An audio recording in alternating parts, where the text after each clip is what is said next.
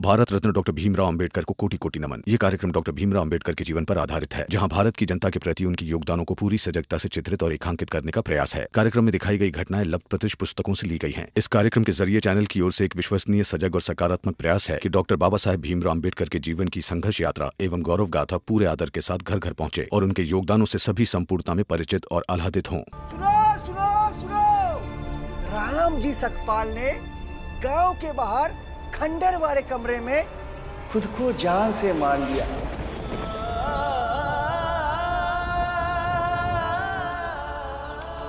आत्महत्या कर लिया।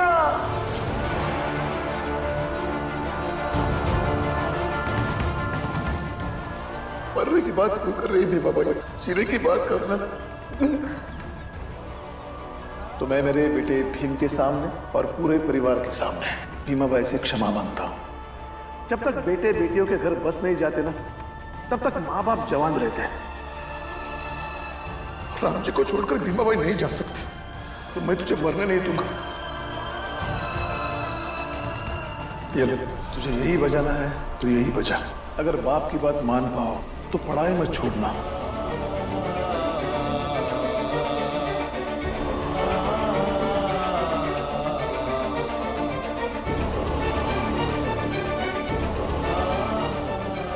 नहीं नहीं भाव, अभी जरूरत नहीं है। आपकी एक साड़ी से कुछ नहीं बिगड़ेगा। हाँ। आज ये लेके आता हूँ मैं।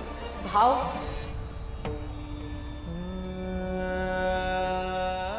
और हम बेटी वाले कोई गुनहगार नहीं जो उनकी नाजायज हरकतों को बर्दाश्त करते रहेंगे, क्योंकि जिंदगी की दौड़ में ऐसी कई मौज और आएगी। कदम कदम पर लोग तुझे पकड़ कर गिराएंगे, क्योंकि सबको तुम्हारी जीत से ईर्ष्या है। तो हर बार क्या दवा ढूंढते रहोगे या दर्द बर्दाश्त कर आगे बढ़ोगे?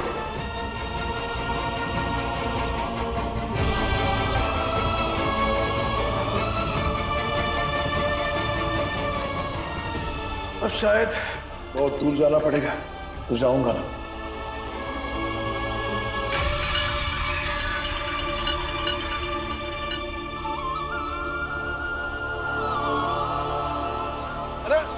राम जी सकपाल अपनी जान नहीं देता तो क्या करता? अपने ही बेटों ने बेटी की शादी तोड़ दी। फांसी नहीं लगाई है उसने, बल्कि खुद अपने गले से गला घोंट के अपनी जान दी है। जरा सोचिए उसके अंदर कितना दर्द होगा, कितना बेबस होगा बेचारा कि अपने मन की बात कह ही नहीं सका। बहुत बुरा हुआ भाई, हमसे तो उसकी लाश नहीं देखी जाएगी। आप भी जाइए, अंदर है, सो रहा है बेचारा।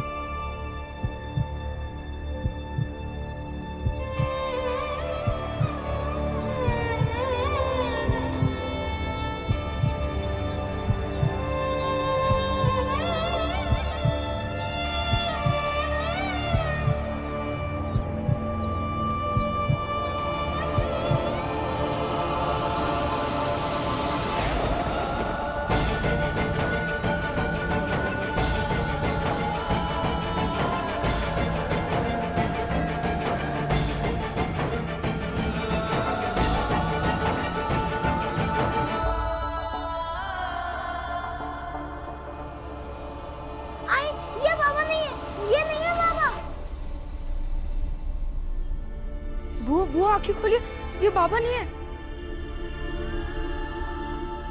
आई अब रो मत, बाबा नहीं है वो। आई देखो ना, देखो आई। नहीं है वो हमारे बाबा, देखिए।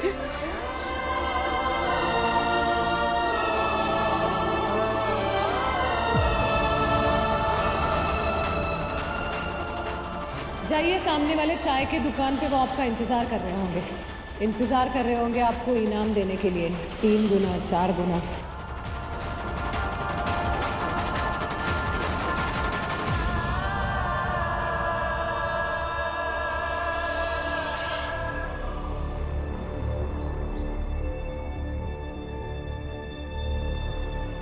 ये लाश हमारे बाबा की नहीं है।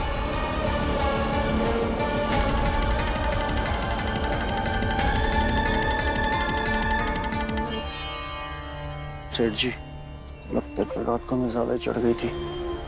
लगता है नशे में किसी और को पकड़ लाए। मेरे बाबा ऐसा काम नहीं कर सकते, वो इतने कमजोर नहीं है। अगर उन्हें अपने बच्चों से ऐतराज होता तो वो बात करते। और अंदर जो आदमी मरा है उसने भी आत्महत्या नहीं की। उसके चेहरे पे ये कपड़ा था और इस रस्सी से उसका गला बंधा हुआ था। और एक बात बताती हूँ आपको, दुर्भाग्य से ये वही आदमी है जो उस दिन हमें घर से बाहर निकालने के लिए आया था।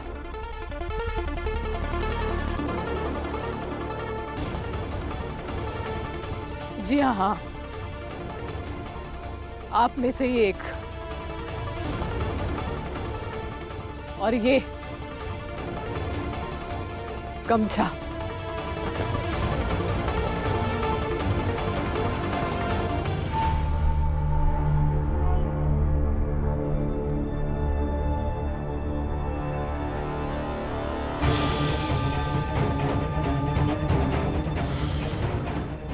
ये भी आप में से ही किसी का है। हाँ हाँ, देख लीजिए, शायद पहचान जाएंगे। अगर आप लोगों में थोड़ी भी इंसानियत बाकी है तो अंदर जो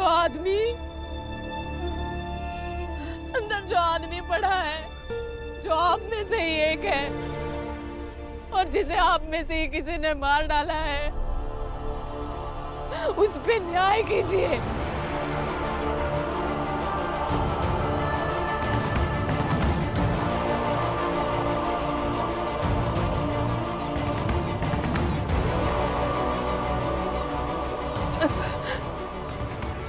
चल।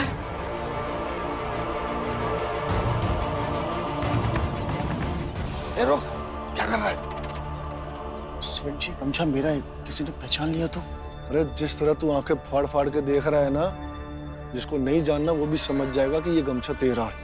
अबे अंगोछा देख के सजा मिलने लगे ना तो दुनिया में अन्याय होने बंद हो जाए। बेवकूफ। चल, चलते हैं यहाँ से। कल रात शराब पी के बहुत देर से घर आए थे, कहाँ थे?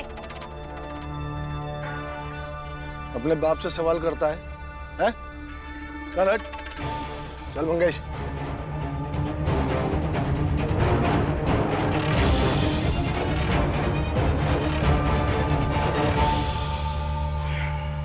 अरे सुनती हो भास्कर की माँ? जी आई।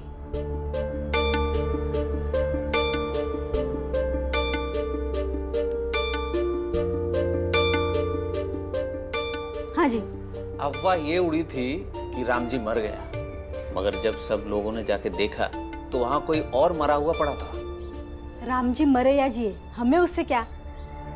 बड़ा बदतमीज परिवार है वो। अच्छा एक बात बताइए, जिस काम के लिए गए थे वहां कुछ बात हुई? बात तो हुई है, 2 दिन में वो रिश्ते लेकर आ रहे हैं। इस बार लड़की अमीर घर की देखी है, दहेज ठीक ठाक मिल जाएगा। ये राम जी वाला जो घाटा हुआ है ना, उसे तो बड़े बेटे की शादी करके ही पूरा किया जा सकता है।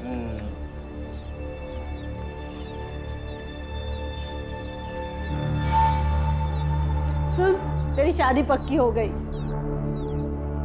मुझे आप लोगों की पसंद की शादी नहीं करनी। अगर शादी करूंगा तो खुद के पसंद से करूंगा और खुद ही तय करूंगा कि दहेज लेना है कि नहीं।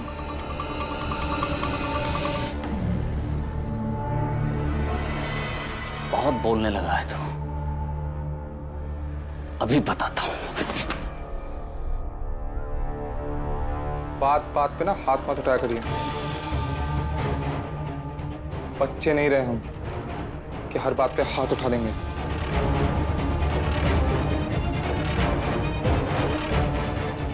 दोनों बेटी एक जैसे हो गए।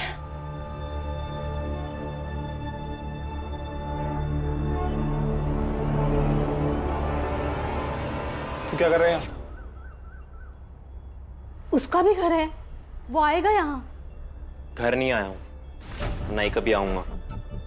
बस भैया को ये बताने आया हूँ कि भाभी की आत्मा की शांति के लिए एक पूजा रखवाई है। भैया आएंगे तो उनकी आत्मा को अच्छा लगेगा। चलता हूँ।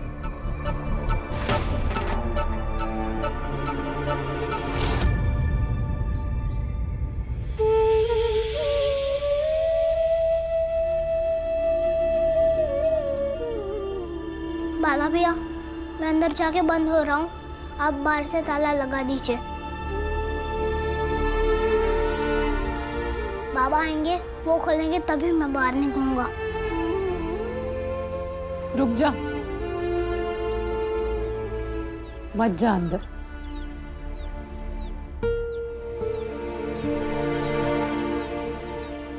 एक आदमी की जान चली गई, लेकिन किसी को कुछ नहीं होगा। भास्कर की भाभी मर गई, किसी को फर्क पड़ा? नहीं पड़ा ना।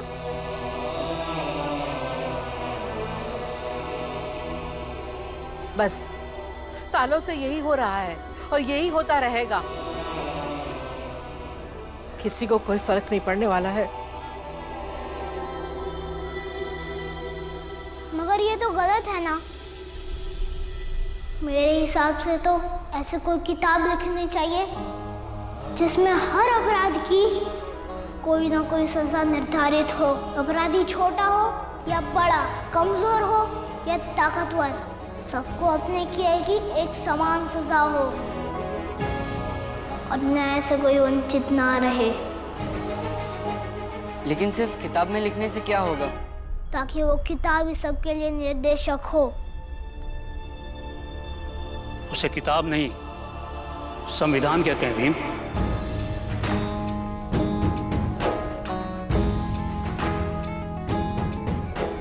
हाँ तो गुरुजी, ऐसे ही संविधान लिखा जाना चाहिए। वो सब तो ठीक है, लेकिन इतना ईमानदार कौन है जो ईमानदारी से संविधान लिखेगा? गुरुजी, मुझे कभी मौका मिलेगा तो मैं ईमानदारी से लिखूंगा। सिर्फ लिखने से नहीं होगा भीम, लोग उसे माने भी। और लोग उसे तभी मानेंगे जब संविधान के प्रति लोगों में डर हो। डर नहीं गुरुजी, सम्मान हो। बिना डर के कोई नहीं मानेगा भी। मुझे लगता है इस संविधान की सफलता के लिए डर और श्रद्धा दोनों ही होने चाहिए। तुम लोग किस बात पर बहस करने लगे? वाह, अगर ऐसे ही मिलजुल कर बात करेंगे तो सबसे अच्छी बात जरूर निकल कर आएगी।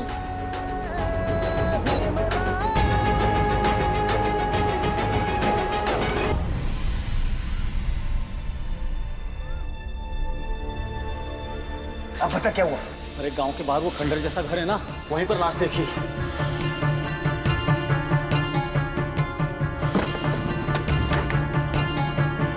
सो जा, सो जा।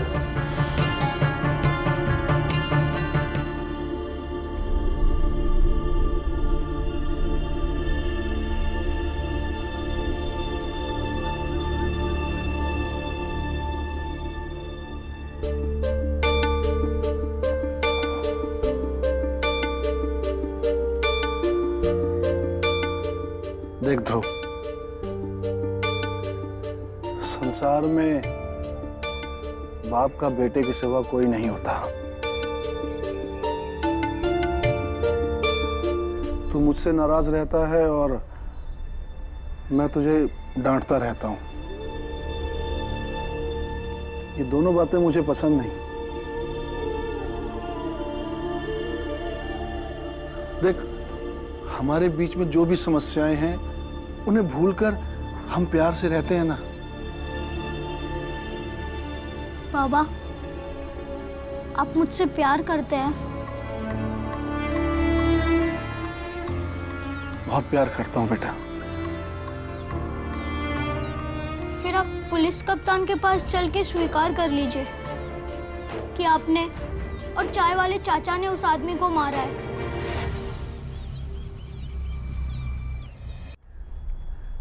ये क्या बकवास कर रहा है तू? बाबा, उस दिन मैंने आपकी और चाय वाले चाचा की बात सुनी थी। ये समाज वाले भले ही उस अंगोछे को ना पहचानते हो या ना पहचानना चाहते हो, लेकिन मैं जानता हूँ कि वो अंगोछा चाय वाले चाचा का है। देख, जितना है उतना रहे। यहाँ बैठे बैठे खाने को, पीने को, रहने को मिल रहा है तो भाषण दे रहा है। फिर ठीक है, जाता हूँ मैं घर छोड़ के। खाना पीना और रहना नहीं मिलेगा तो शायद समझ जाओ। अगर ये समझ में आ गया कि आप सही है तो लौट आऊंगा, और अगर तब भी यही समझ में आया कि आप गलत है तो मैं लौट के नहीं आऊंगा। देख लेना, 4 दिन में लौट के वापस आ जाएगा तू।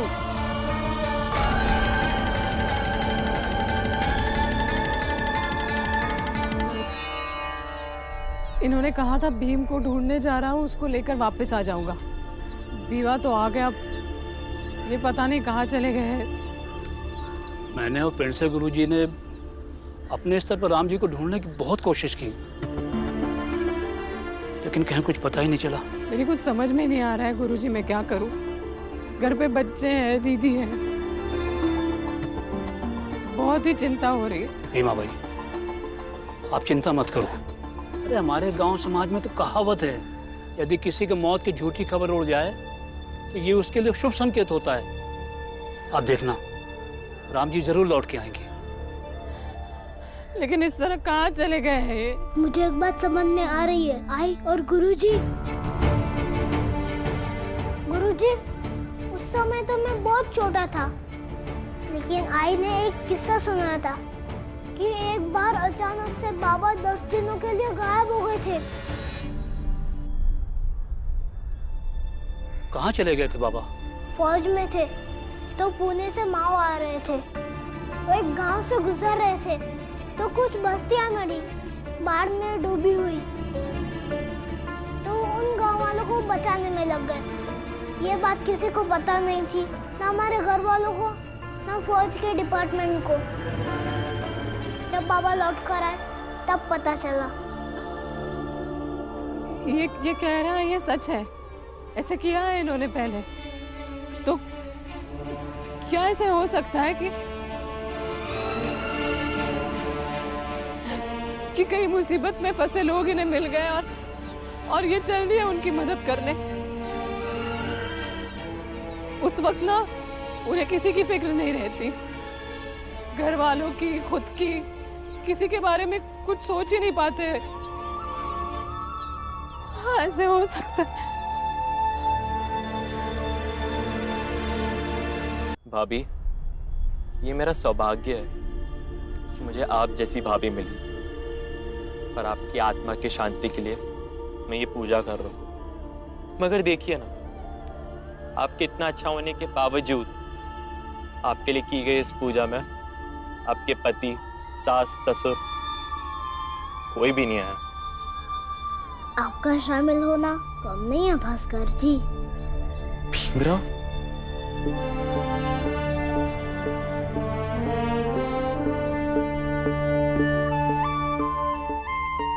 लेकिन उनकी आत्मा को शांति मिले, इसलिए इस पूजा के साथ साथ ये भी जरूरी है कि उन्हें न्याय मिले।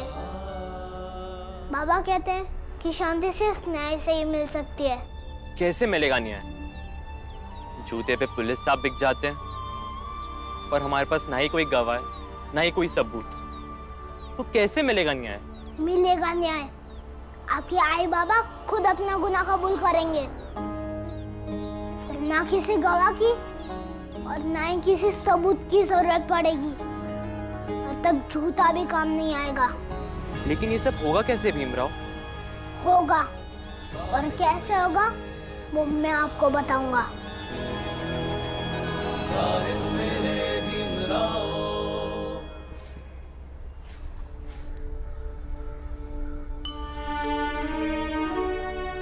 भीमा के बाबा, वो बाढ़ में फंसे लोगों की मदद की थी आपने, वो तो भूल ही गई थी। भीमा ने याद दिलाया तो मन को थोड़ा ढाढ़स मिला। अब लग रहा है आप जहाँ कहीं भी होंगे सही सलामत होंगे। भाभी जी, राम जी अब नहीं आएंगे।